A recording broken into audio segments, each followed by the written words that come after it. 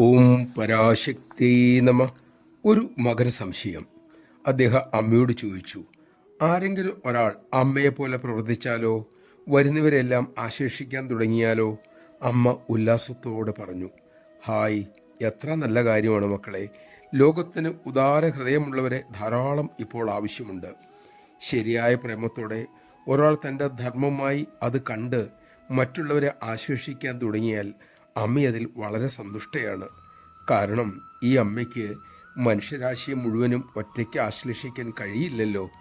ഏതായാലും നല്ലൊരു അമ്മ മക്കൾക്ക് വേണ്ടി ചെയ്യുന്ന ത്യാഗത്തെക്കുറിച്ച് ഒരിക്കലും അവകാശം ഉന്നയിക്കുകയുമില്ല.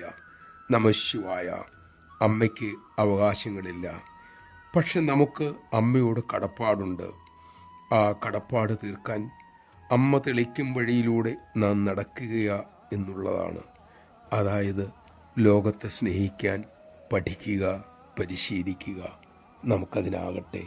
അമ്മ അതിനായി നമ്മിൽ കൃപ ചൊരിയട്ടെ.